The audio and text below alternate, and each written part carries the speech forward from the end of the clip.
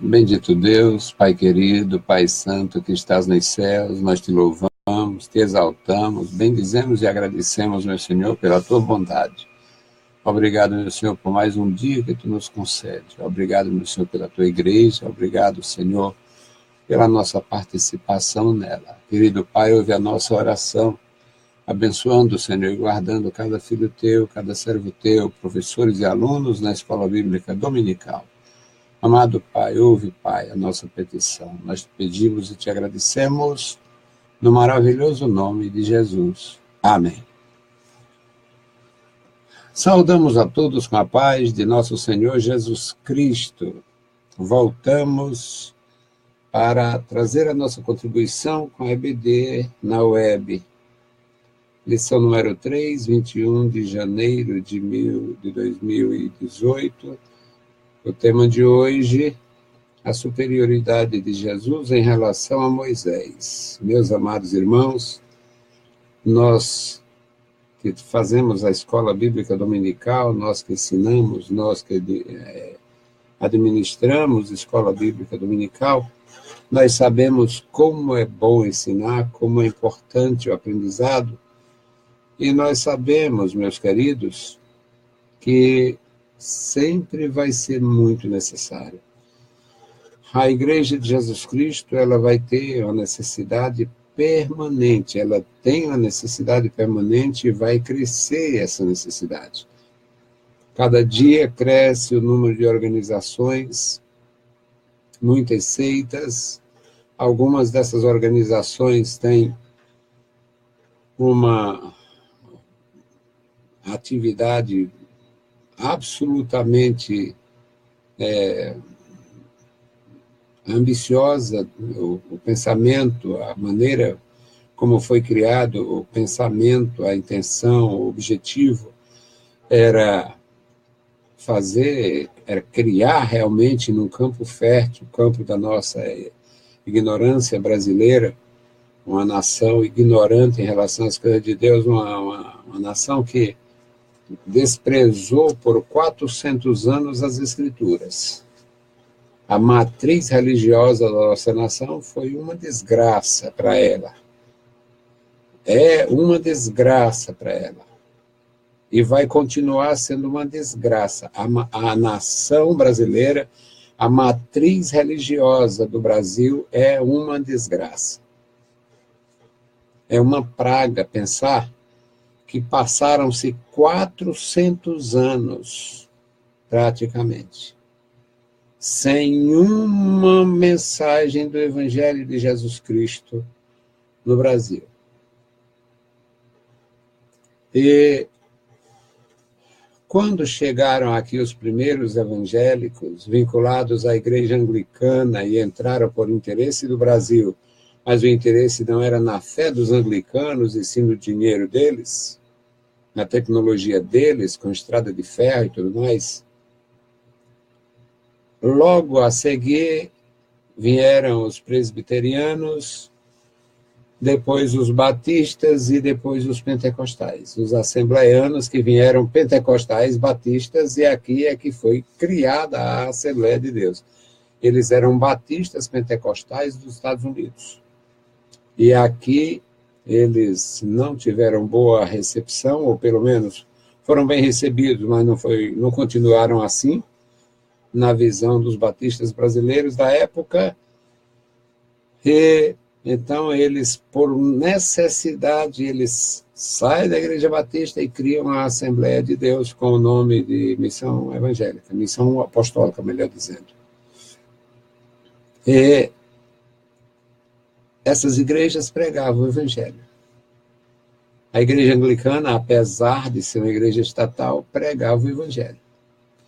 A Igreja Batista, maravilhosamente pregadora do Evangelho. A Igreja Presbiteriana, apesar das diferenças em relação a batistas e a nós, são pregadores do Evangelho. Mas a matriz brasileira negava o Evangelho, colocava e coloca a devoção e a superstição em primeiro lugar. Veja o Frei Galvão, o Padre Cícero, esses elementos, alguns brasileiros e outros importados, eram elementos que viviam de enganar o povo. Enganaram o povo em todos os aspectos e foi uma desgraça para a nação. A nação continua sob juízo. E agora, o grande perigo não é vindo da idolatria nem do espiritismo, do baixo espiritismo. O grande perigo é essa proliferação de seitas imundas conduzidas por pessoas imundas e muitas delas moralmente desclassificadas. Resultado, se a igreja precisava formar os seus membros, instruindo os seus membros com base nas escrituras, para se ter cristãos de fato neste país, agora nossa necessidade simplesmente aumentou. Eu entristeço, porque eu vejo pessoas que teve excelente formação dentro da nossa própria igreja e hoje são apoiadores de seitas imundas, porque o pai tem uma seita, a mãe tem uma seita, o irmão tem uma seita, a irmã tem uma seita, a ex-mulher tem uma seita, o ex-marido tem uma seita. Isso é diabólico. E por todas estas razões, e essas são apenas algumas apontadas, nós precisamos entender, aprender e ensinar a respeito de Jesus. O nosso tema é a superioridade de Jesus em relação a Moisés. Um tema extraordinário, um tema profundo, e muito necessário para mim e para vocês. Todos nós precisamos aprender.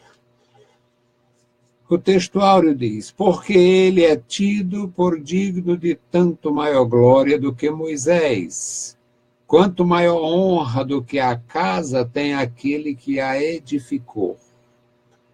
Quem edificou uma casa, quem edifica uma casa, é superior à casa, claro.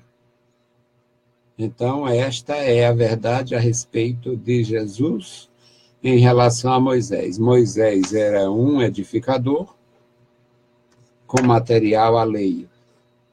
Jesus Cristo é o edificador com o seu próprio material, seu poder, o seu sangue, sua vida, a sua doutrina, é algo profundo.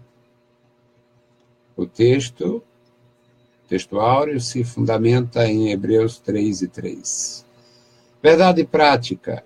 Cristo em tudo foi superior a Moisés na casa de Deus, pois enquanto o legislador hebreu foi um mordomo, o Salvador foi o dono.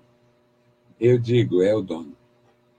Jesus é o mesmo ontem, hoje e eternamente.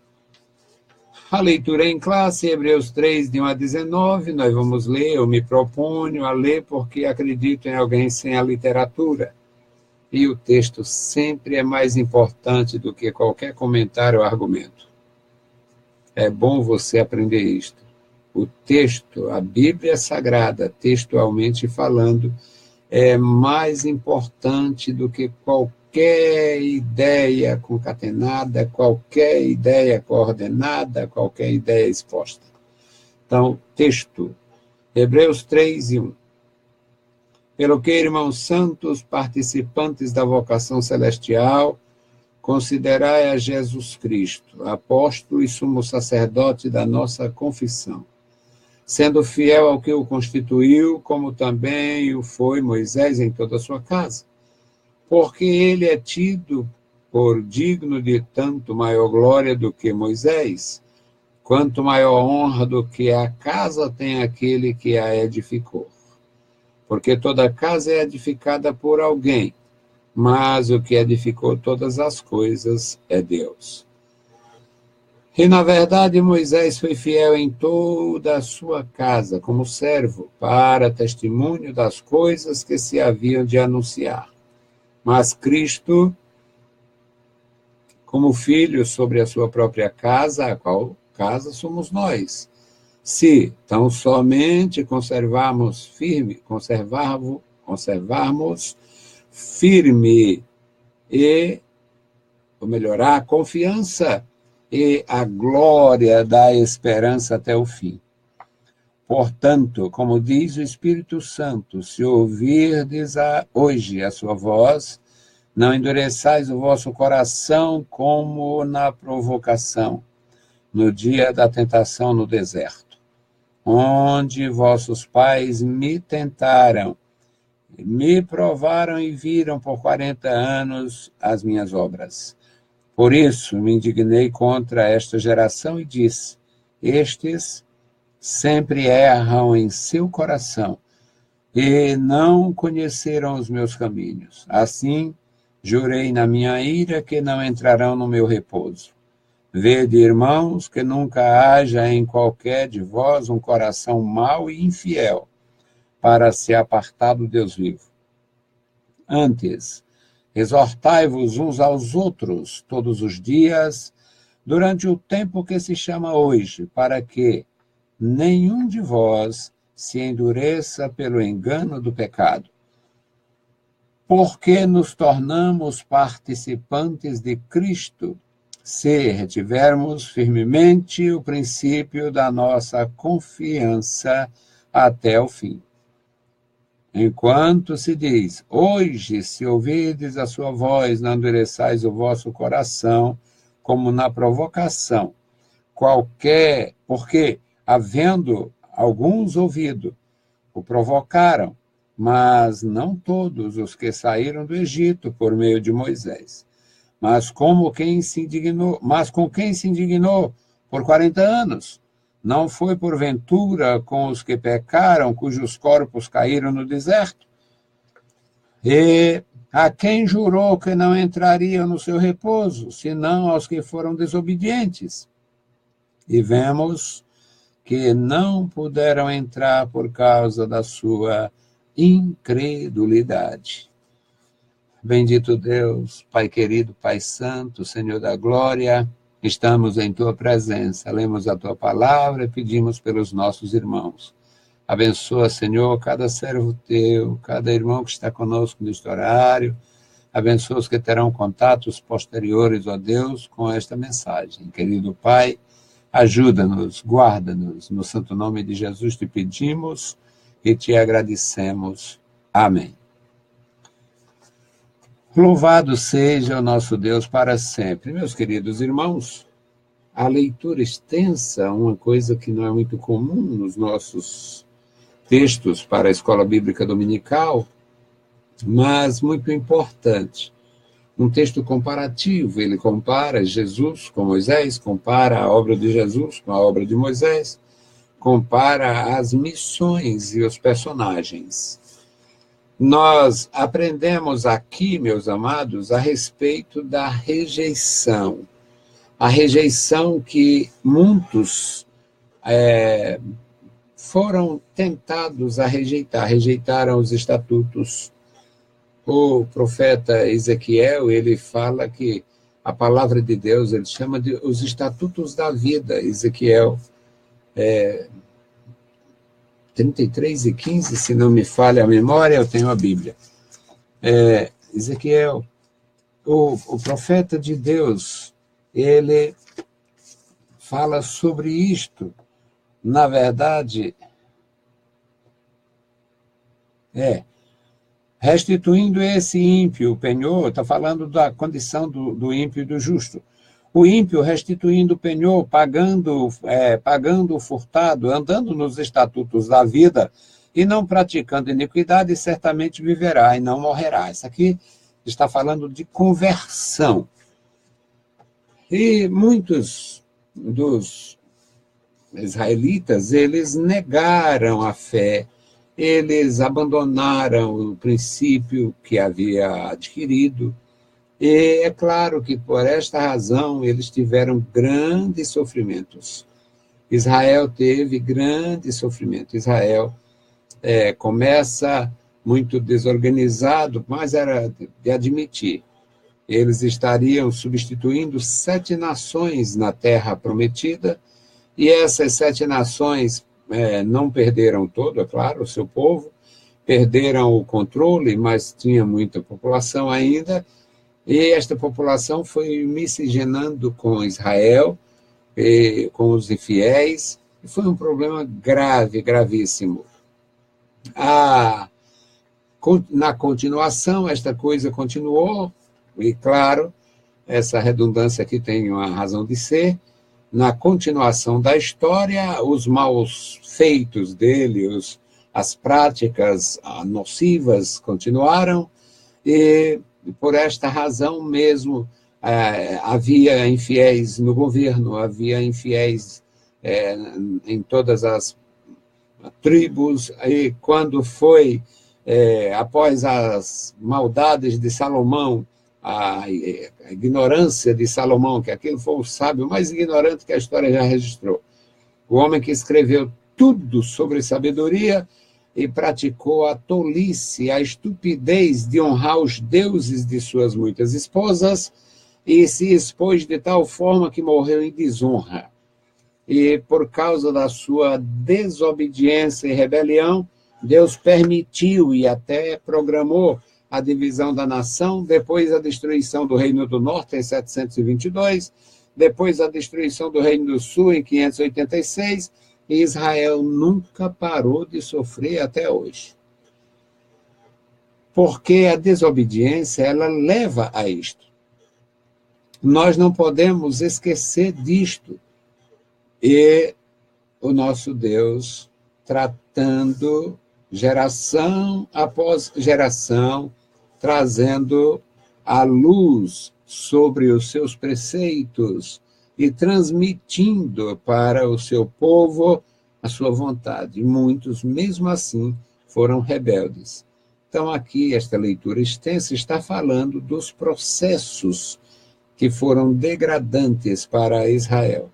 Eles sofreram muito, mesmo Deus estando ordenando através dos seus profetas: olha, se hoje ouvir a sua voz, não endureçais o vosso coração. Aí apelava para os acontecimentos, falava dos processos, as quedas, as perdas, mas isto continuou. E agora nós vamos para a introdução. O autor dá início ao capítulo 3, fazendo um contraste entre Moisés e Cristo. Ele estava consciente da grande estima que seus compatriotas tinham pela figura do grande legislador hebreu, Moisés.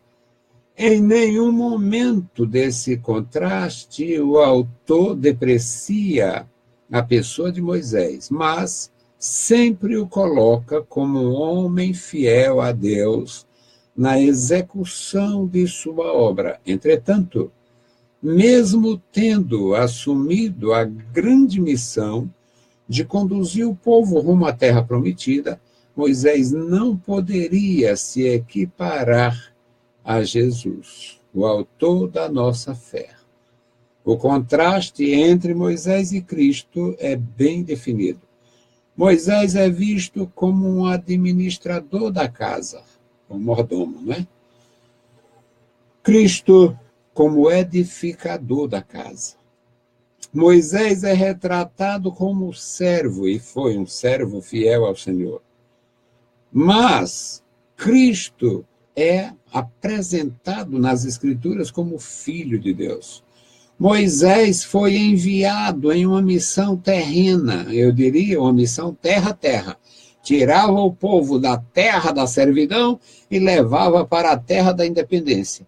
Tirando o povo do Egito e levando para a terra de Canaã.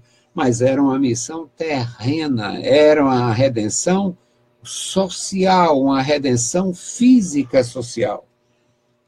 E Jesus, numa missão espiritual, celestial e eterna. Espiritual porque é tanto que na sua própria geração alguém questionava: nós pensávamos que ele fosse nos redimir.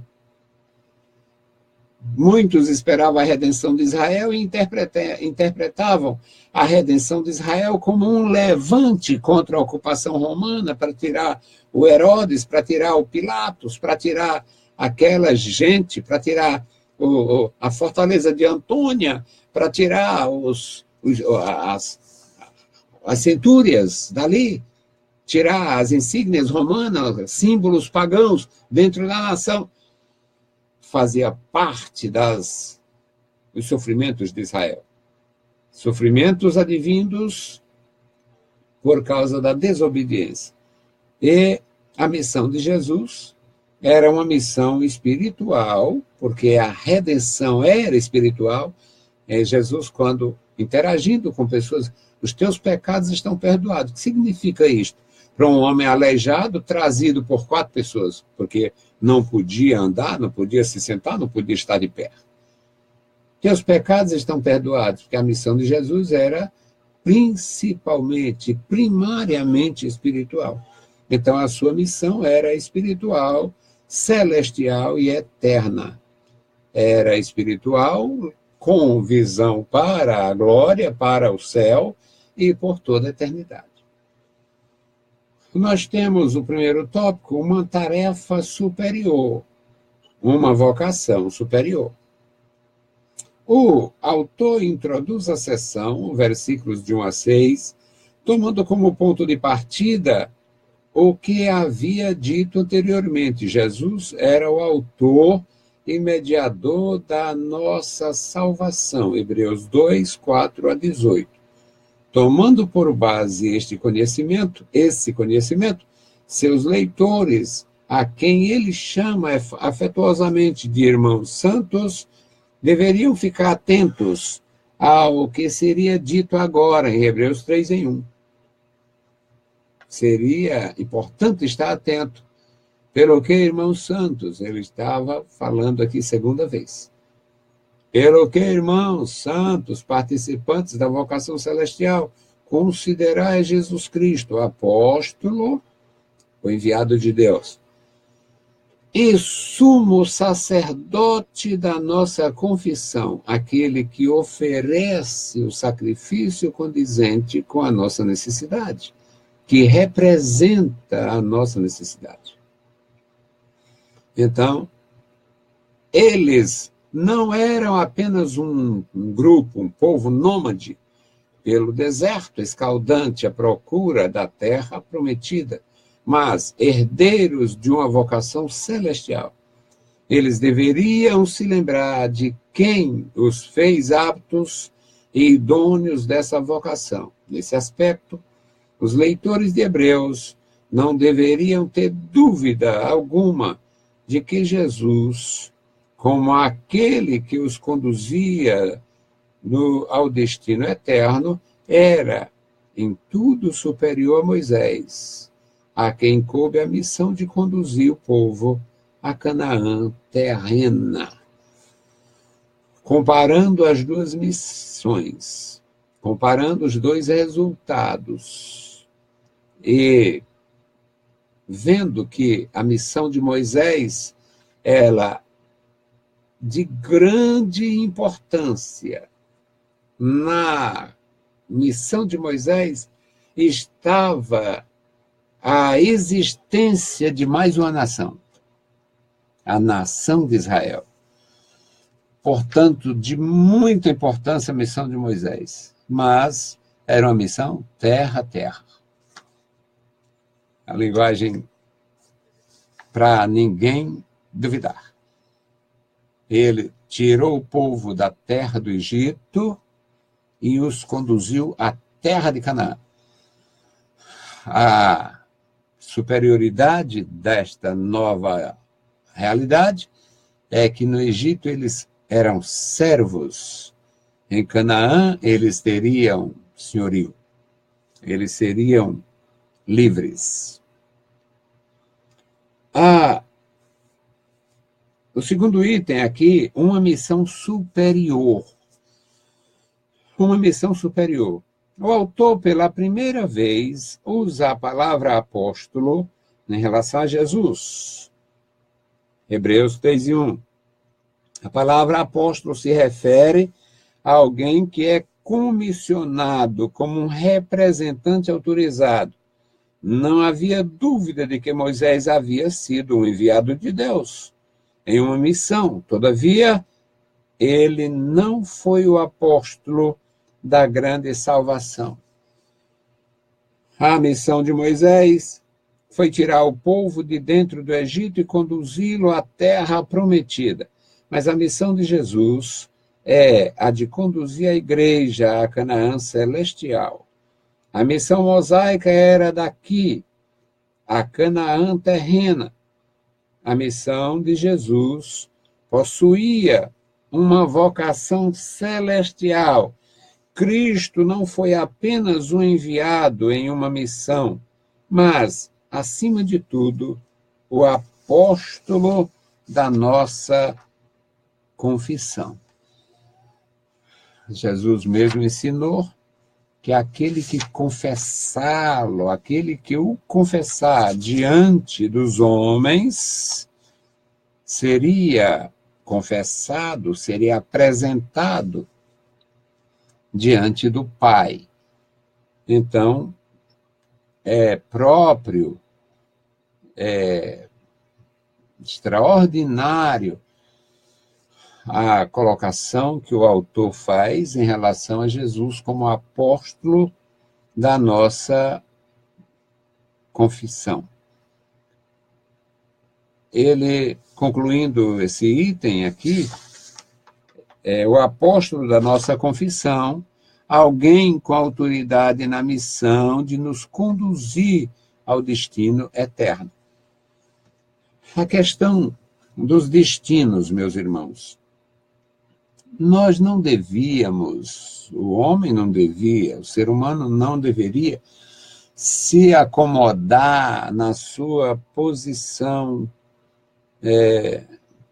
digamos, mesmo que ele tenha convicção de salvação, mesmo que ele tenha uma vida fundamentada nas Escrituras, ou seja, ele pode até se conduzir de uma forma escriturística, de uma forma bíblica, mas o que é importante não é como viver aqui e até quando, mas é realmente o destino eterno. Portanto, a necessidade, eu friso esta necessidade que o autor aponta na leitura em classe, no versículo 6, ele diz: mas Cristo como Filho, sobre a sua própria casa, a qual casa somos nós. Se nós somos a casa de Deus, ou a igreja de Deus, se tão somente conservarmos firme a confissão e a glória da esperança até o fim, ou seja, é necessário perseverança. É necessário a permanência na presença de Deus. É necessário estar em comunhão com Deus até o fim. Este é o versículo 6. No versículo 14, ele reforça esta ideia, responsabilizando cada um pelo destino eterno e ficando claro que é até o fim. Até o fim é necessário que haja esta condição. No versículo 14, ele diz: porque nos tornamos participantes de Cristo. Ora, se nós somos a própria casa, ou a igreja, ou o grupo, ou o povo, ou o caminho, ou a congregação, se nós somos o povo eleito, então, aqui é participante de Cristo, no versículo 14, porque nos tornamos participantes de Cristo. Se retivermos firmemente o princípio da nossa confiança até o fim. Então, vocação, confissão, confiança, permanência, perseverança, estar ligado na videira, no tronco e na raiz. Este comentário é muito apropriado. O item 3 fala sobre uma mediação superior. Também não dá para não há meios termos para a mediação de Jesus Cristo. Depois de afirmar que Jesus era o apóstolo, o autor também diz que ele é o sumo sacerdote da nossa confissão. Jesus era superior a Moisés, não apenas em relação à missão, mas também em relação à função que exercia. Moisés ofereceu sacrifícios. Moisés propriamente ofereceu sacrifícios. Moisés ofereceu e determinou que fosse oferecido, que se realizassem sacrifícios, mas todos esses sacrifícios eram feitos com coisas outras. O homem pecava e era oferecido um animal, um cordeiro, um bezerro, enquanto que o Senhor Jesus ofereceu a si próprio. Este sacrifício de Jesus foi absolutamente ímpar, ou seja, não existe nada igual, e o qualifica como absolutamente superior a Moisés. Era tanto a missão quanto a função. O autor fará um contraste mais detalhado entre o sacerdócio de Cristo e o aarônico, mais adiante. Mas aqui, os crentes deveriam ter em mente que a mediação de Jesus era em tudo superior ao sistema mosaico e levítico.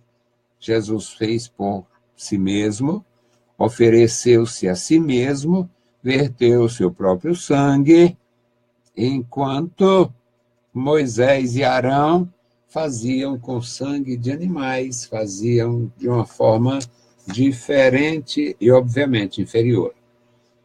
Então, a superioridade de Cristo fica absolutamente clara nesses contextos e nos comentários, tanto no texto bíblico quanto na feliz exposição do autor. Cristo era o mediador da nossa confissão. A palavra confissão traduz o termo original homologia, ou homologia, sendo a pronúncia grega, homologia.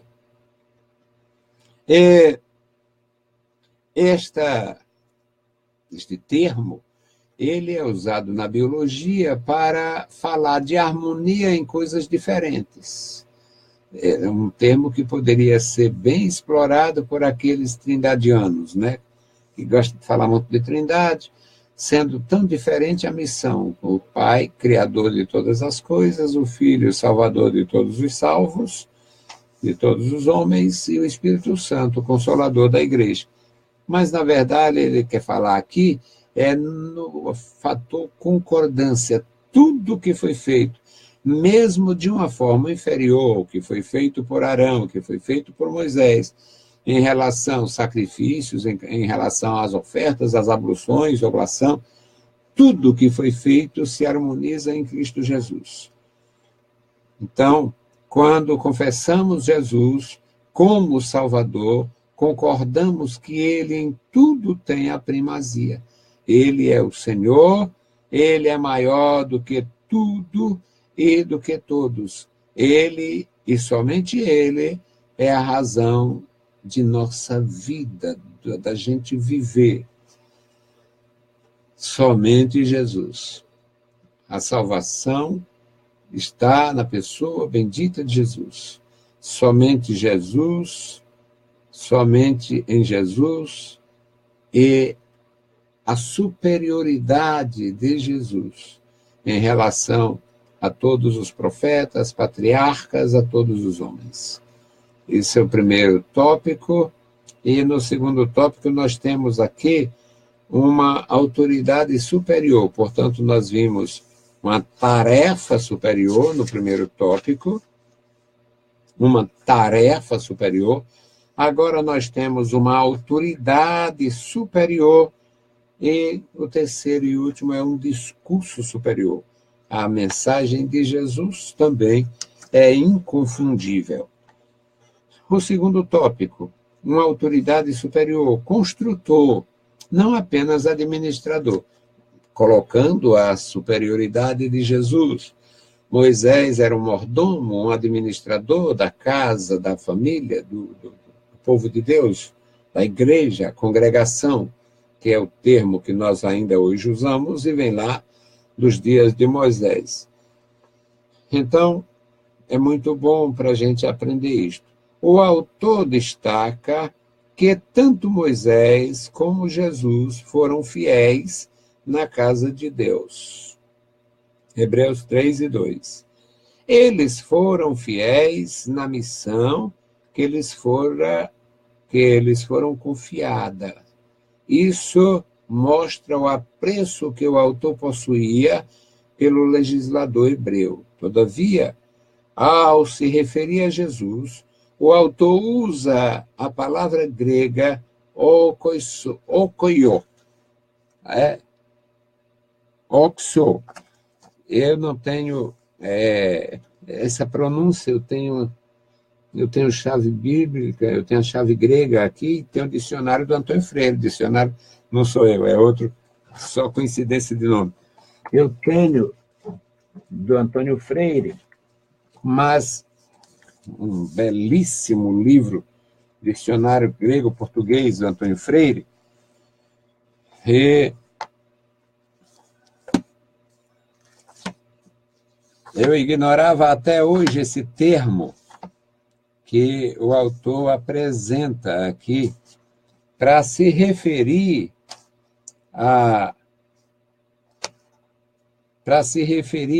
ao valor, à dignidade de Jesus, o valor de Jesus. E é bom a gente ter algum material. Eu passei um período na minha vida, hoje eu tenho muita liberdade, eu passei um período na minha vida que eu comprava um livro para mim e um vestido para a mulher, para ela não se aborrecer. Porque eu investia muito na minha formação. E nem sempre a esposa entende. E a gente tem que evitar mesmo, você tem que evitar. Não provoque, não seja tolo, não provoque a mulher, você talvez não aguente. Então, a gente não provoca, a gente aprende a viver. E esse termo que ele utilizou, por incrível que pareça, eu não encontrei no livro do Antônio Freire. E é um belíssimo dicionário que eu comprei também faz muito tempo, e ele tem simplesmente 1450, na verdade, 1053 páginas. Uma bela obra, mas não tem o termo, mas ele coloca aqui, é um termo bastante usado na filosofia, e ele coloca aqui como sendo valor. Valor, mérito. Duas coisas precisam ser destacadas no uso desse vocábulo pelo autor. Primeiramente, ele quer mostrar que o mérito de Jesus era maior do que o de Moisés. Nosso Senhor era o construtor do edifício, da casa de Deus, e não apenas o mordomo, como fora Moisés. Os crentes precisavam enxergar isso e, assim, valorizarem mais a sua salvação. Por outro lado, usar o pretérito perfeito, tempo verbal grego, ele demonstra que a glória de Moisés era desvanecente, enquanto a glória de Jesus era permanente. O Moisés, com o tempo, teria até a substituição do testamento. Este autor aos Hebreus, ele expõe que só haveria lugar para o Novo Testamento porque o primeiro envelheceu. o primeiro ia requerer o Segundo Testamento, o Novo Testamento. E não era uma coisa forçosa que surgisse do nada. No século 6 a.C., Deus usa o profeta Jeremias, nos capítulos 30, 31 e 32 do seu livro, ele fala sobre este tempo, o tempo do Novo Testamento, o tempo da nova aliança, o tempo do novo concerto. E, por incrível que pareça, já tinha sido destruído o Reino do Norte, portanto, as 10 tribos não existiam mais como tribos, mas existiam sobreviventes das 10 tribos no Reino do Sul, no Reino de Judá. E a promessa do Novo Testamento envolve toda a nação. Nisto fica claro a soberania divina, mesmo após os assírios terem destruído Samaria, destruiu tudo. Na verdade, não foi Samaria, porque Samaria foi criada depois. Samaria, os samaritanos aparecem depois. Agora, a terra, aquela região, a destruição daquilo ali aconteceu bem antes do profeta Jeremias. Cerca de 100 anos antes. Ou seja, quando o profeta profetiza, quando Jeremias profetiza, que Deus vai trazer um novo testamento, fazer uma nova aliança com as 12 tribos, com as 2 casas de Israel, que trata-se de Judá, o reino de Judá, o reino do sul, o reino do norte, ele está dizendo isto quando já não existem as 10 tribos, só existem sobreviventes dela. Mas o nosso Deus é soberano. O segundo item, meus amados irmãos, aqui fala sobre o perigo de ver, mas não crer. Esse segundo item fala destes perigos. E viram por 40 anos as minhas obras, Hebreus 3:9. Erra quem pensa que só acredita quem vê.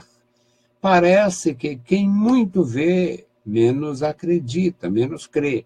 Acaba ficando acostumado com o sobrenatural.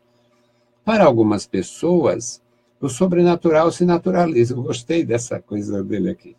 Para algumas pessoas, o sobrenatural se naturaliza. Existem, e todo mundo sabe, a profecia enganosa, aquela mensagem lá que o sujeito não sabe o que o cara quer dizer, e nem ele. Ele diz exatamente para ninguém sabe o que é, porque não é de Deus. Deus fala mistérios, sim, mas não de uma forma enrolada. Quando Deus fala um mistério, é mistério para todo mundo, menos para você. Deus está falando com você porque Ele quer que você entenda. Como é que Deus vai falar comigo e quem vai entender é uma pessoa que não vai me dizer nunca? Não dá.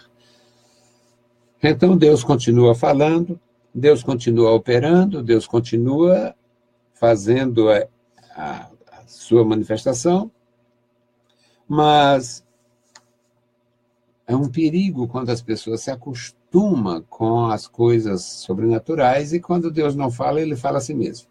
É um perigo. É exatamente isso que aconteceu no deserto, e era especificamente isso que acontecera com a comunidade dos primeiros leitores de Hebreus. Tanto Moisés como Jesus foram poderosos em obras, mas isso não era suficiente para assegurar os crentes. É preocupante quando o cristão se acostuma com o sobrenatural e nada mais parece movê-lo. Ele colocou aqui, foi impactá-lo, que o impactá-lo. Impactar hoje é coisa muito comum, todo mundo fala. Mas tem pessoas que não se deixam não se deixa sensibilizar, não se deixa comover, mesmo tendo realidade tão agradável que é a palavra de Deus sendo exposta. nós temos, meus amados, um privilégio grande. Faço parte dessa igreja, são quase 50 anos, e sempre ativo, pelo menos a maior parte deste tempo, ativo, e já fiz de tudo um pouco, e tenho muita alegria em fazer. Agora, me preocupa a questão de alguém se acostumar. A pessoa se acostuma com as coisas boas de Deus, e é isso mesmo. É muito complicado. O terceiro item fala o perigo de começar e não terminar. Jesus ensinou no Evangelho, Jesus disse, olha, o homem prudente, quando ele vai fazer uma torre, ele não começaria sem planejar. Ele sentaria e veria o que precisava, para que ele não deixe a coisa inacabada e alguém passe e diz, olha aí o serviço de um precipitado, olha o que o precipitado fez, começou e não pôde fazer. O dinheiro não deu, a coragem não deu, as coisas não estavam... Hoje nós temos, só em termos de obras públicas no Brasil, prejuízo para bilhões e bilhões e bilhões de dólares ou reais. Prejuízo grande, porque cada um desses precipitados que se dizem governantes, eles começam e deixam a coisa pelo meio. No sentido espiritual, Jesus disse, não faça isto. Quando você for construir uma torre, construir uma obra, você senta, faz os cálculos, vê o material que tem e tal. E nós aprendemos isto lá no Antigo Testamento. O Davi tinha muito material. Para o que o Davi queria fazer, o material seria suficiente. Para o que o Salomão fez, o material não era suficiente. Porque o Salomão, com aquela grandeza, com aquela coisa, Deus foi louvado. Deus seja louvado por aquilo que aconteceu. Mas, na verdade, o Davi tinha uma decisão mais equilibrada e, além de tudo, foi um adorador mais cuidadoso. Aqui, meus amados, esse perigo, começar e não terminar, não perseverar, é um perigo. O perigo de começar e não terminar. Estes sempre erram em seu coração e não conhecem os meus caminhos. Hebreus 3:10, parte B. Com essas palavras, o autor mostra o perigo de começar, mas não chegar, de andar, mas se desviar. Alguns do antigo povo de Deus haviam começado bem, mas terminado mal. Muitos caíram pelo caminho, desistiram da estrada. O mesmo risco estava ocorrendo com os cristãos neotestamentários. Haviam começado bem, mas corriam o risco de caírem e perderem a fé. Esse alerta é para nós hoje. Aí ele faz uma pergunta, como está a tua fé? A minha fé está bem. A tua fé está bem? Tudo bem? Bom, agora, o autor aos Hebreus via este risco na igreja de origem judaica e depois nós vamos ver Paulo escrevendo aos Gálatas, aquela igreja lá da Galácia, o Paulo diz, vocês começaram bem, vocês já corriam bem, Gálatas 5:6. Eu escolhi o texto aqui, Gálatas 5:6.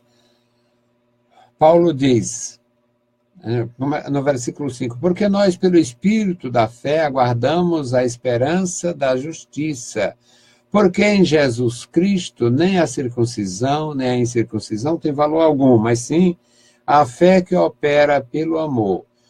Corrieis bem. Quem vos impediu? Para que não obedeçais à verdade. Vocês começaram bem.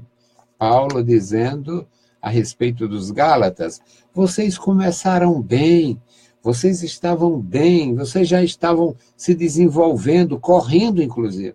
E por que vocês pararam? Porque quais os entraves aí que vocês tiveram que ficar para trás? Um perigo não perseverar. É o perigo É muito perigoso. Eu coloquei aqui 3 perigos. O perigo de não perseverar, porque este perigo ele é contemplado em toda a história. Lá no Apocalipse diz, aquele que perseverar até o fim será salvo. O Evangelho diz isto, quem perseverar até o fim será salvo. Portanto, o propósito, o princípio da nossa segurança é a perseverança. O segundo perigo aqui é o perigo de ouvir e não atender. Ouvir e não atender. Jesus fez uma parábola de um homem que tinha 2 filhos. Aí disse para o filho, meu filho, vá para a vinha, vai trabalhar, a vinha está precisando do seu serviço. Aí o filho, tá certo, estou indo, vou já. Lá não foi. O pai disse, meu filho, a vinha está precisando do teu serviço. Vai para ele, disse, não vou não. Depois, o que tinha dito que ia não foi, e o que tinha dito que não ia se arrependeu e foi. E Jesus perguntou aos seus interlocutores lá, quem foi dos 2 que fez a vontade do Pai? As perguntas de Jesus, elas eram perguntas retóricas, elas tinham uma resposta única. Era impossível dar outra resposta, a não ser que quisesse dar uma de idiota também. O pai disse, meu filho, a nossa vinha está precisando do teu serviço. Tá bem, pai, estou indo. Lá não pisou. Meu filho, a vinha está precisando do nosso serviço, do teu serviço. Não vou, eu não posso, eu tenho um compromisso, não posso ir. Mas este que disse que não ia, foi. E o que disse que ia, lá não foi.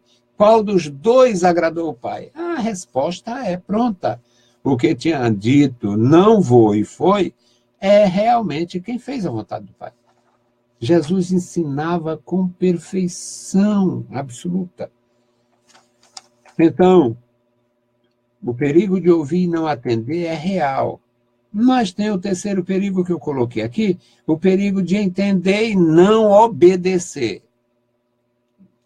Quando se trata da palavra, quantos indivíduos bem formados, teólogos, bacharéis, tal, o sujeito é um bacharel na vida. E, na ação, paciência. Não posso dizer.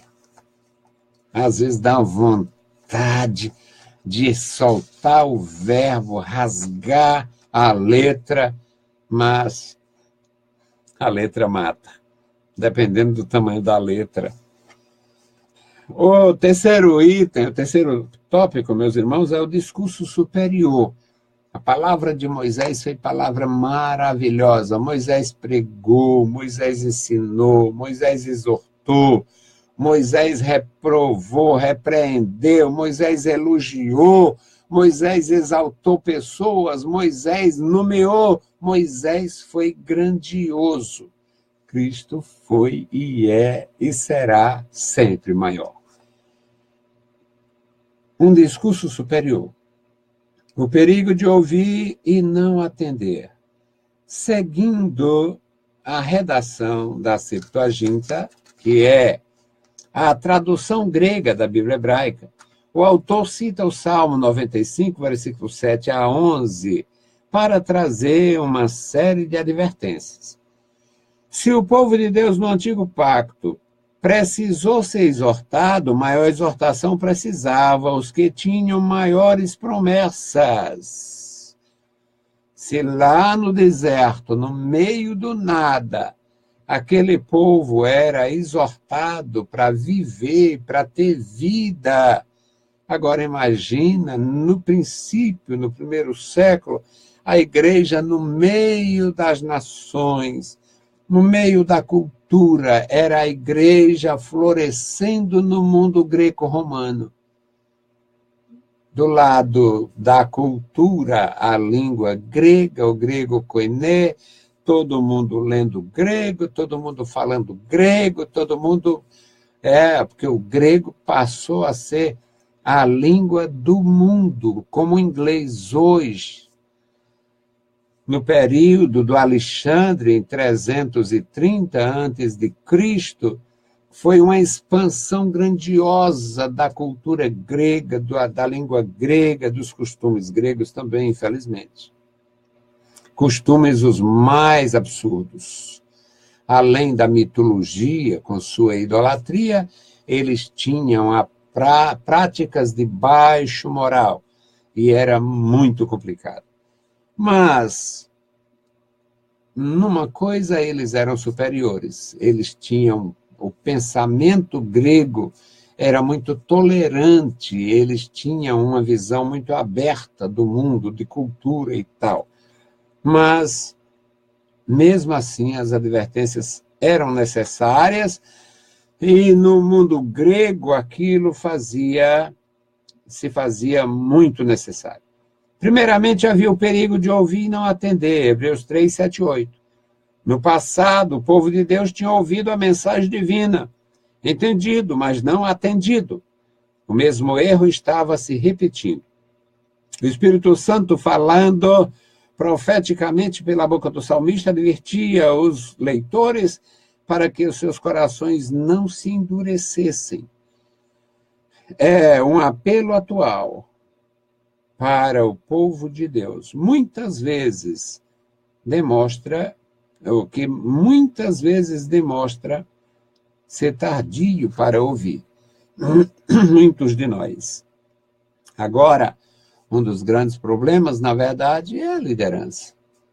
Outrora, a liderança era mais simples, nós tínhamos pessoas não formadas, não exigia tanta formação, sendo mais fraco, ou mais franco. Não tinham ovelhas tão exigentes, agora são ovelhas exigentes com os outros e vergonhosamente decadentes em relação a si mesmo. Eu não me envergonho do Evangelho, que é o poder de Deus. Eu não me envergonho do povo de Deus, porque sei que foi sempre assim. Eu não tenho problemas. Eu sou um tipo de obreiro que não tem decepções. Meu Deus, vou me decepcionar. Eu vou morrer que nem o Renato Aragão. Não. Não vou me suicidar. Suicídio trapalhão, puxar. Né? Não vou fazer. Sabe por quê? Moisés tinha inimigos. Davi tinha inimigos. Salomão teve inimigos. Os grandes homens de Deus tinham inimigos. E uma pessoa como eu, um sujeito como eu, querer ser alguma coisa superior? Jesus teve inimigos. Os apóstolos de Jesus eram rodeados de inimigos. Eu vou estar reclamando por um cara feio aqui, um beicinho lá? Você conversa, eu tenho mais o que fazer. Segundo item, a humilhação do servo. A humilhação de Jesus teve início com o esvaziamento de sua glória para tomar a forma de servo e culminou com o seu sofrimento na cruz. Filipenses 2, 7 e 8. Aqui fala da humanização de Jesus. Jesus deixou o seu trono, Jesus deixou a sua divindade. É um ponto crítico e sensível da cristologia, principalmente diante dos neófitos, porque tem uma gente que defende as escrituras de uma forma brutal e quase burra. Porque, não, Jesus nunca deixou de ser Deus, então você vai ter que admitir que os soldados romanos mataram Deus. Isso é brutal para mim, isso é terrível, admitir que Deus morreu. Porque um dos atributos de Deus é a imortalidade. Então, Jesus não podia morrer como Deus, ele morreu como homem. Se ele morreu como homem, se era apenas o homem Jesus que estava morrendo, então foi esvaziamento total. Sabe quando é que terá fim esse? Só quando houver a consumação da história. Porque as pessoas querem entrar em méritos que não lhe dizem respeito. Deus não revelou nada a respeito disto, só enviou o seu filho e eu tenho que aceitar pelas Escrituras. Então, meus amados, Jesus teve esta experiência porque era necessário para a nossa redenção. A sua humilhação está relacionada aos seus sofrimentos, com ser perseguido, desprezado pelas autoridades, discriminado. João 1,44. Ou melhor, 46. Aqui é quando Natanael diz, mas de Nazaré tem alguma coisa que sirva, meu Deus do céu. Filipe, você está brincando comigo?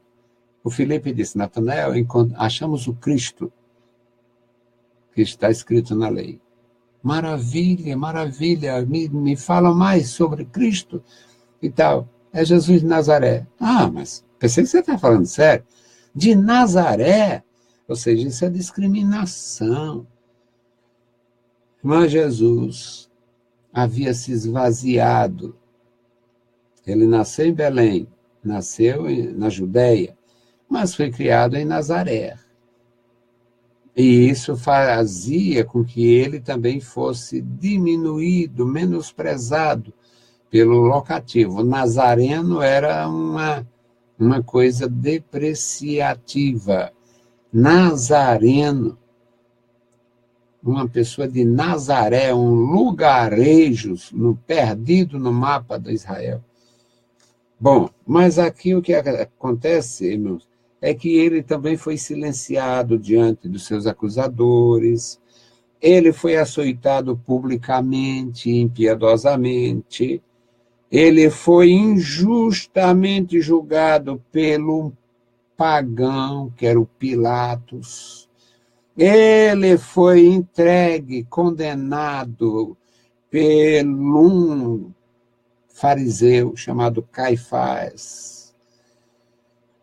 um sujeito sem a qualificação necessária para representar o povo de Deus. Tudo isto fez parte da humilhação de Jesus. Finalmente, ele foi crucificado e morto. Assim se cumpriu cada detalhe da profecia a respeito do servo sofredor. Isaías 53. A palavra de Deus mostra que Jesus cumpriu perfeitamente o perfil do Messias descrito na Bíblia. Seria entregue na mão dos homens, seria julgado, seria negado seus apelos, ele sentiria sede terrível, ele negaria-se a beber o vinagre oferecido, a coisa que, quando ele pedisse, quando ele reclamasse da sede, iam lhe dar um entorpecente, ele ia renegar. Ele ia pedir socorro, Deus meu, por que me desamparaste 1000 anos antes do Calvário? O Salmo 22 descrevia os gritos de Jesus. Portanto, meus irmãos, é absoluto o cumprimento das profecias em relação ao Messias. Nós temos agora o exemplo a ser seguido, o último item nesse terceiro tópico. Quando andou na terra, Jesus nos ofereceu o melhor exemplo, fazendo a vontade do Pai e amando o próximo com um amor sem igual.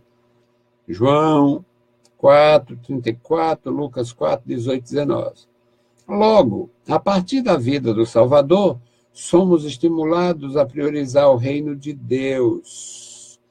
Ele ensinou, buscar em primeiro lugar o reino de Deus e a sua justiça, e as outras coisas serão acrescentadas, vão chegar. E também, ele nos ensina a buscar a pessoa do Altíssimo. em todas as áreas da nossa vida. Buscar a Deus, se envolver com Deus. Outra coisa, não permitindo que nada tome o lugar de Deus em nosso coração. É uma luta para a gente manter isto, porque alguns colocam a igreja acima de Deus, colocam seu interesse, sua missão acima de Deus, colocam sua família, coloca tantas coisas. Mas o ensino de Jesus não deixa sombra. É claro como a luz.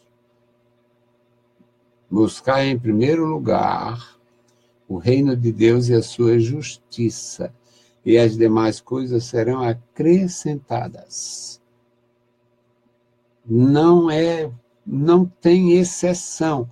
É o reino de Deus em primeiro lugar. Ensinamento de Jesus.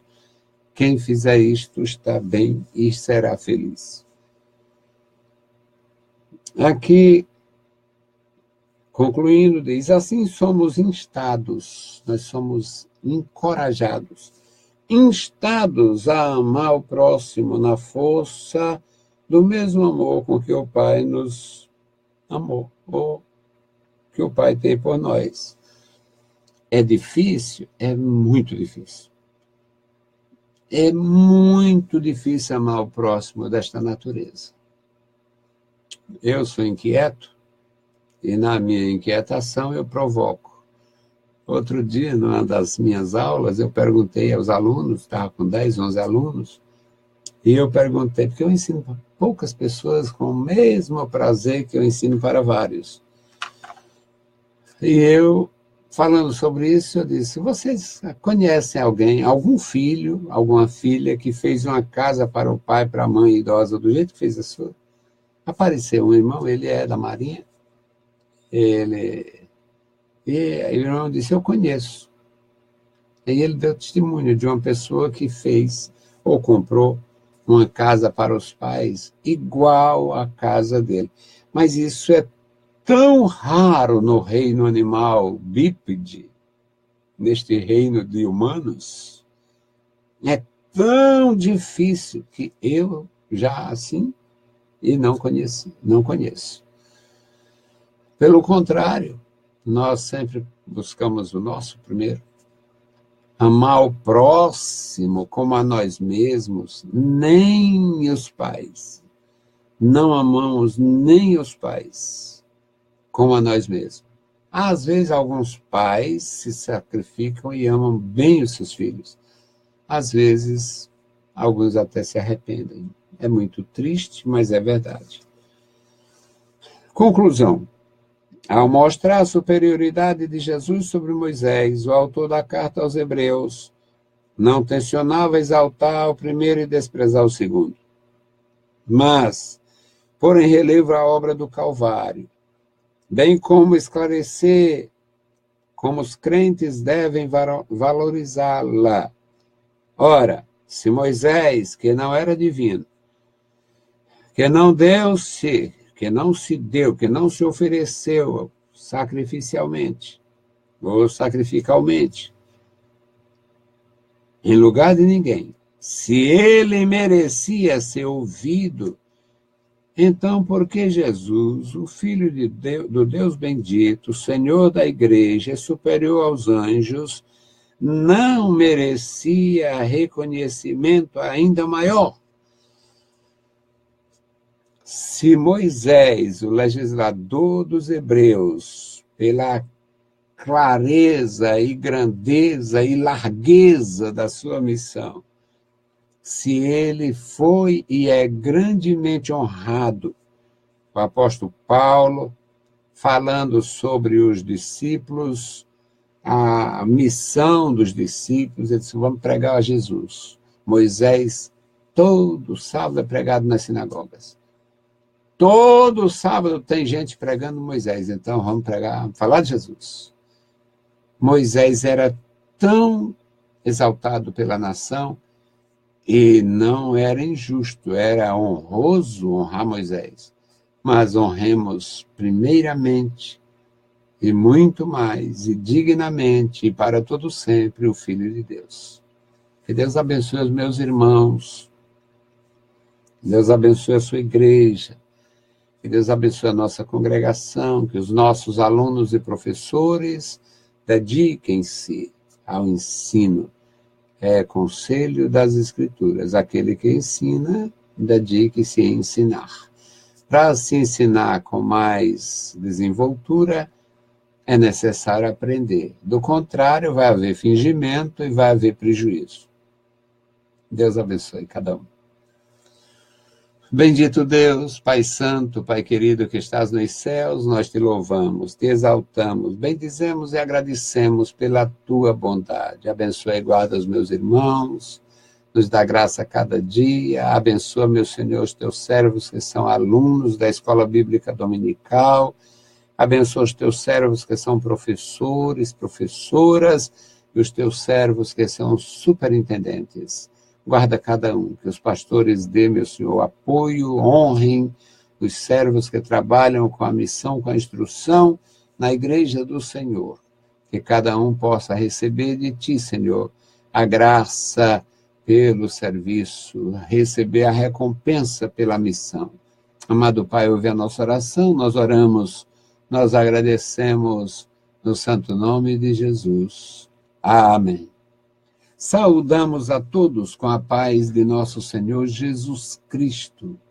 Se o Senhor permitir, voltaremos na próxima sexta-feira com mais uma contribuição da nossa EBD no ar. Deus vos abençoe. Leiam a Bíblia Sagrada e a graça de nosso Salvador repouse sobre vós. Amém.